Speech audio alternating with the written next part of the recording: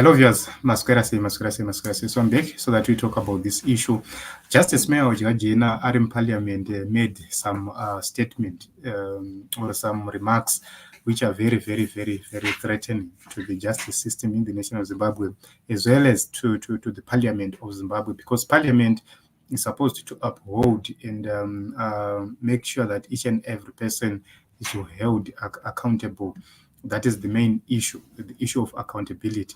But here, Justice Mayor Jajena, who presides over as the chair of the Parliamentary Portfolio Committee, which deals with agriculture, he sat in his chair and said, Mnenyaya dzamakanzwa and whatever, but amuna zvamunondiita, I will be there up to 2030. Let us get into this story so that we can comment after hearing.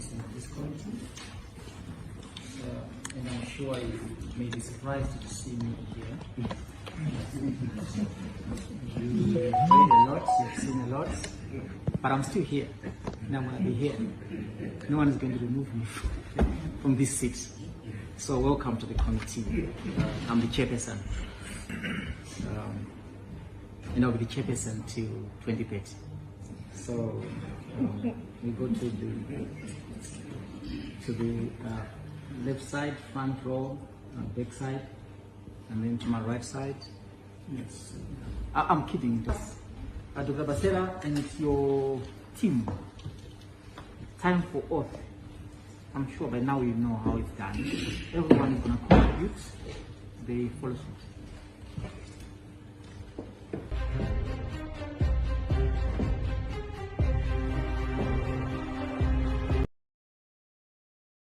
So this is important because he mentions that you'll be there up to 2030, notwithstanding the allegations he is facing. And the question is, what gives him guts to say so? That is what is very important at this moment in time. But what is giving him guts to actually say what he said before the people and before Parliament? And it's so disgusting to see people abusing their power and abusing their privileges. Even if you are powerful, even if you are innocent, sometimes you have to just do your work without bragging, without intimidating other people, because this is a way of intimidating even the judicial and investigating officers, because they won't do their job properly. And if we are to look onto his issue, you see that he was arrested today, tomorrow he was granted bail, the next day his passport is given back and he's allowed to travel. And although his cars were impounded, but you can actually see that from the way he talks, he seems as if he's a powerful person, an untouchable person. Myself, I'm not insinuating that he's guilty, because this case is still before the courts, but it's not proper. His conduct is not proper, and the conduct of ZANU-PF itself is not proper, and this is something we don't expect to see leaders actually doing, because it promotes a bad behavior, a wayward behavior, where people will be whoever want to be held accountable, they feel good, they are untouchable, especially when you're a politician, you're a senior politician, and it's wrong. So this is it, Zimbabwe. I just decided to come with this matter so that we talk about it.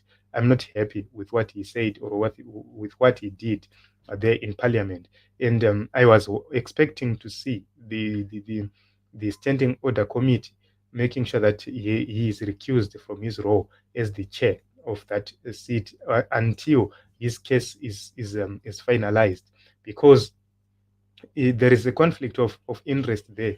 The matter involved is about COTCO, which is part of agriculture. Yet he is coming and chairing the agricultural portfolio committee, and is quizzing and asking questions from the Minister of Agriculture, or from the Ministry of Agriculture officials. This is something which does not sit well with me. If he was from a different portfolio committee, it was much better. But this kind of behavior shows that our leaders are not serious in terms of making sure that they hold each and every accused person accountable. And there is preferential treatment. When it comes to other people, they are treated differently. When it comes to other people, they are treated differently. Muliswa was accused and was removed from the bench. He was chairing the mining portfolio committee. He was the allegations were there. He was removed from the bench totally. He was removed as the chair totally. And up to now, he lost that position and that seat. And here is Wajikajena, and is allowed to retain his own. So there is no consistency in how things are happening in the nation of Zimbabwe, but that should convince you to register to vote and make sure that in 2023 unopinza mukomana. Let us meet in other episodes and other programs.